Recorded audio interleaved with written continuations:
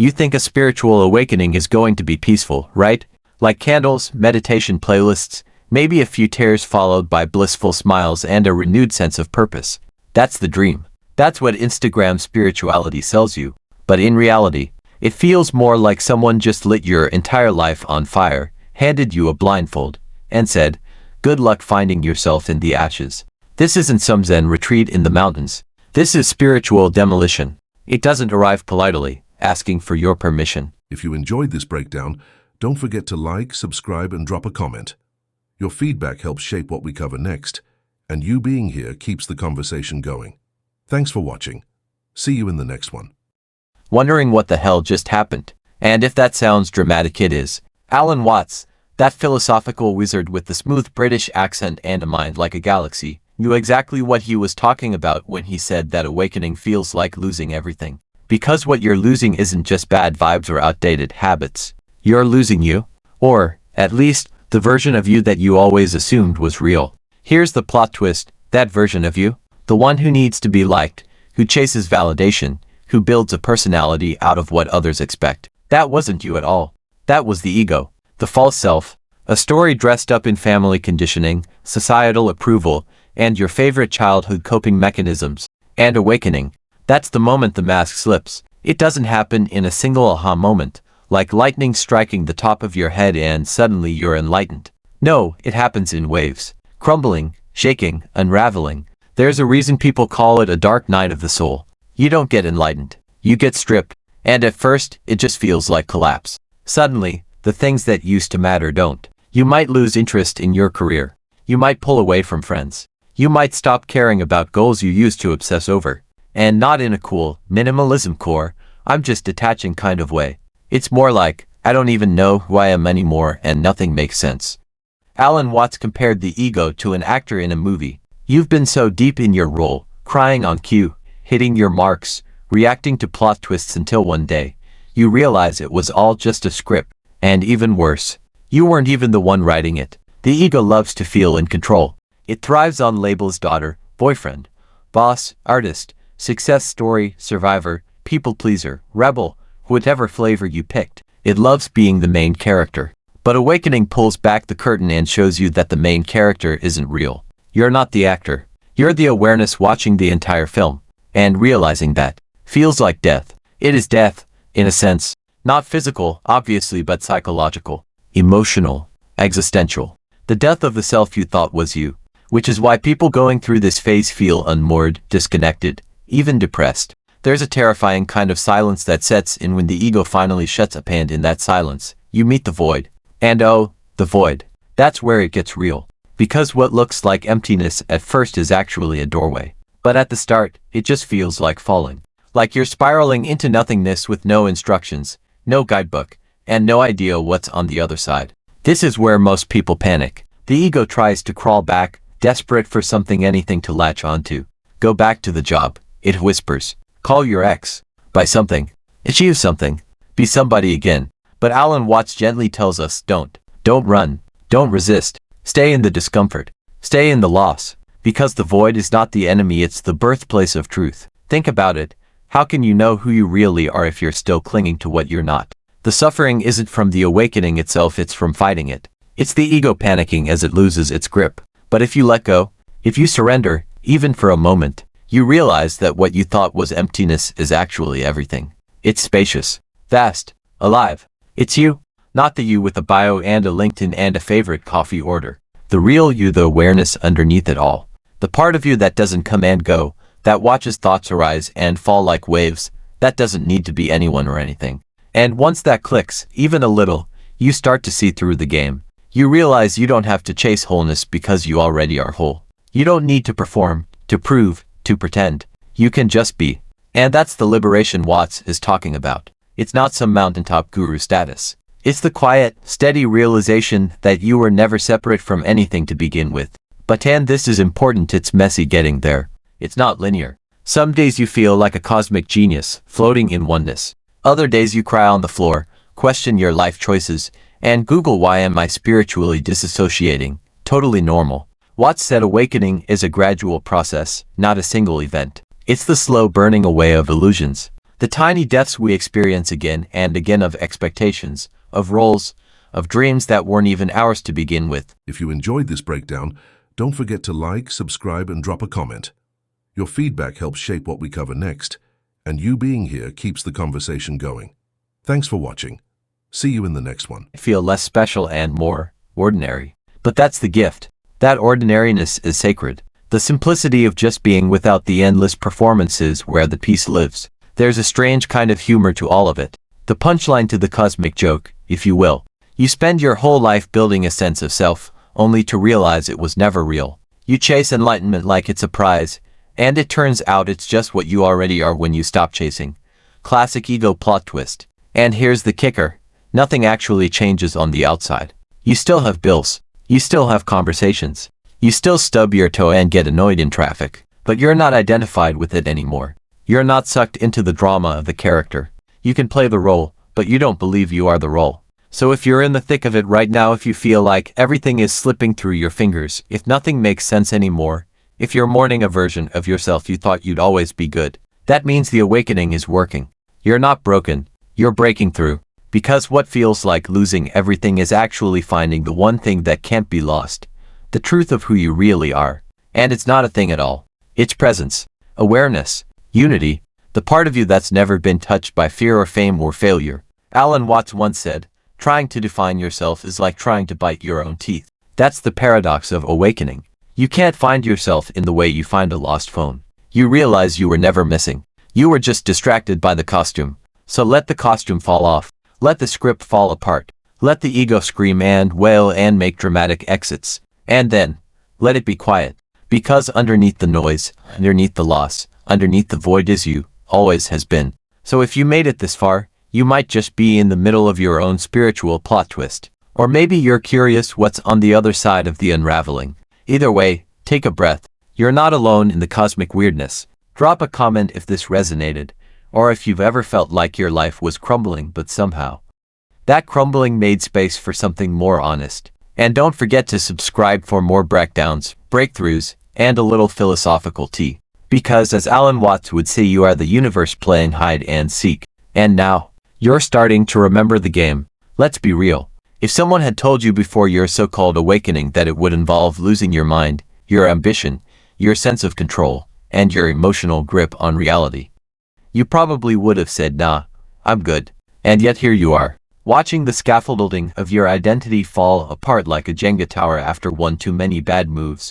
This is the part nobody talks about. You don't ascend with angel wings and ambient music in the background. You descend into the mess, into the discomfort, into the terrifying realization that nothing is what you thought it was, including you. And yes, it's disorienting. You start to question everything. Why did I care so much about success? Why was I always performing? Why did I build a life that doesn't even feel like mine? It's like the lights come on at the end of a movie, and suddenly you realize you were crying over something scripted. Compelling, yes, but not real. Alan Watts was always trying to remind us of that. That life is a play. A beautifully convincing illusion. And we, the audience, the actors, the set designers, are all the same thing, pretending to be different. Not because we're trying to fool each other, but because the universe loves a good drama. It loves forgetting itself just to remember again. So when you're in that moment standing in the ruins of your old self, there's a strange kind of freedom. Terrifying, yes, but also exhilarating. Because now you're not bound by the old scripts. You don't have to play the overachiever or the caretaker or the rebel or the success story. You can just be. Of course, just being sounds nice on paper. In reality, it feels like floating in space with no ground beneath you. You're used to structure, to goals, to approval, to some kind of ladder to climb. But awakening doesn't give you a ladder. It gives you a mirror and then it shatters it. And here's where the irony kicks in. You think awakening is about becoming more, but it's actually about becoming less. Less identified, less reactive, less attached. You stop needing things to define you. You stop trying to escape what is. And that surrender, that's where the gold is. But let's not pretend it's all peaceful vibes and cosmic clarity right away. The ego doesn't give up without a fight. It claws its way through your thoughts, trying to make you afraid. You're wasting time, it whispers. You're behind. You're nothing without your achievements. You're nobody without your story. And for a while, you might believe it. You might fall back into old habits just to feel something. Maybe you binge watch success videos. Maybe you try manifesting your dream life again. Maybe you flirt with becoming spiritual but productive, which really just means slapping a vision board on the same old ego trip. But eventually, that doesn't work either. Because once you've glimpsed the truth even for a second, nothing false satisfies anymore. You start to crave realness, silence, space, stillness, not because it's glamorous, but because it's honest. And that's the rub. Awakening isn't glamorous. It's not a glow-up montage. It's more like a detoxier system purging every identity it's ever clung to. You cry for no reason. You laugh at things you used to take seriously. You stare at a tree for 10 minutes and think, how did I miss this? Because now, you're not in the movie anymore. You're watching it with new eyes. And the most mundane things, sunlight on the floor, the sound of rain, someone's laugh, feel sacred. Not because they changed, but because you did. You stopped overlaying them with thought. You let them be what they are. This is the quiet part of awakening no one claps for. There's no medal for sitting in silence and feeling everything. There's no trophy for letting go of your need to be understood. But make no mistake, this is power, this is peace. Not the peace that comes from fixing your life, but the peace that comes from not needing to. And somewhere along the way, things do start to settle. You don't bounce back to your old self, you grow into something entirely new. Or maybe, you just start showing up as what you always were, underneath the noise.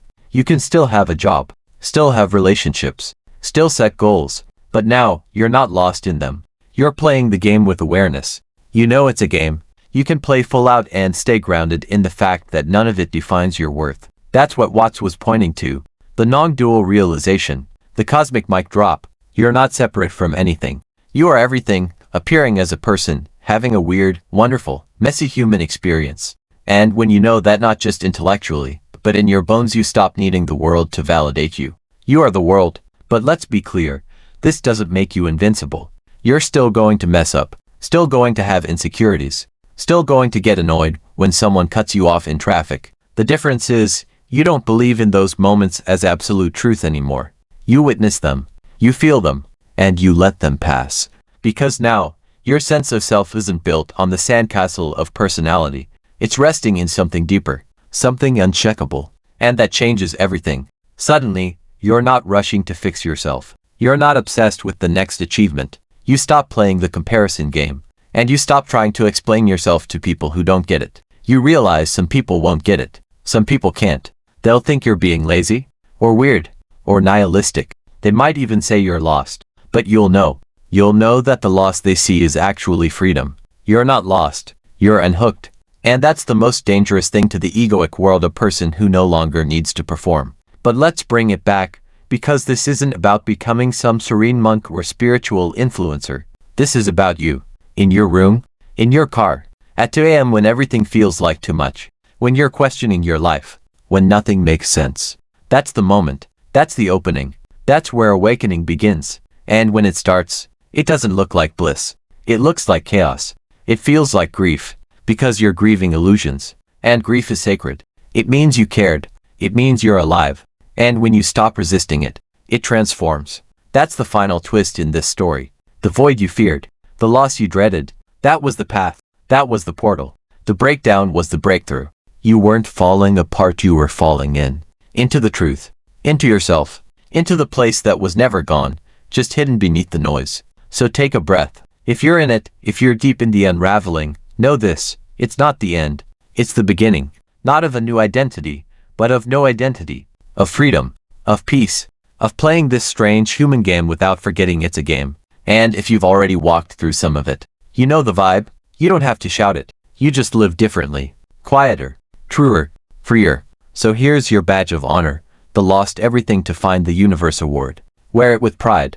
Because most people are still stuck in the play, clutching their scripts. You, on the other hand, let the curtain fall and saw yourself in the spotlight and the audience and the stage. Now that's awakening. If this hit you in the gut, or if you've ever felt like your soul went through a software update while your life crashed in the background, drop a comment. Let's talk about the beauty of falling apart. And if you want more stories that dig into the weird, wonderful chaos of waking up, subscribe. It only gets stranger from here. Here's the thing they never put on the spiritual brochures. Awakening doesn't fix your life. It reframes it. You still have to do your laundry. Still have awkward conversations. Still get ghosted. Still wonder if your purpose is hiding under your bed next to that sock you lost in 2018. But the weight behind all of it, it softens, the grip loosens, the stories start to dissolve. And no, you don't float away into bliss 24/7. You still feel everything, but you're not at war with it anymore. The sadness comes, and you don't resist. The anxiety visits, and you offer it tea instead of trying to evict it. There's no more I shouldn't feel this. There's just, this too. You realize that life is still going to throw its chaos at you. Deadlines, heartbreaks, random existential dread at the grocery store. But now, there's a space behind all of it. A quiet watching, a sense that none of it defines you. Not really. You're not the thoughts screaming in your head. You're the silence between them. And that changes the game. People start to notice. Not because you're louder or shinier, but because you're lighter. They ask if something's different. You seem calmer, they say. More grounded. They can't quite put their finger on it. And maybe you can't either. Because it's not a thing you got. It's something you remembered. You start to see the world differently, too. Not in a fake good vibes only way, but in a way that feels compassionate. Even the people who used to trigger you. You see their pain, their projections, their masks. And instead of reacting, you see them as mirrors. As teachers. As fellow passengers in this cosmic theme park. Does it mean you suddenly love everyone? Not exactly. Some people still suck. But now, you don't need to fight that. You can walk away without the drama. You stop needing to prove your worth or argue your value. You just know. Not in an arrogant way. In a quiet, rooted way. Like a tree that stopped chasing the sun and started growing from the inside out. And maybe the best part, you finally stop waiting. Waiting to arrive. Waiting to be enough. Waiting for your real life to start. Thanks so much for watching. If you made it all the way to the end, you're officially part of the small percentage of people who don't just click away, and that means a lot. Before you go, I'd love to hear from you. Drop a comment below and tell me your thoughts, your ideas, or even what you'd like to see next. I read every single one of them, and your feedback genuinely shapes the direction of this channel. If you enjoyed the video, tap that like button. It tells YouTube this content is worth sharing. And if you haven't already, hit subscribe and turn on notifications so you don't miss the next upload. We've got more exciting videos coming, and trust me, you'll want to be here for them. This channel is just getting started, and your support helps it grow faster than you realize. Thank you again for spending a part of your day here with me. Stay curious, stay motivated, and as always, take care of yourself. Until next time, I'll see you in the next video.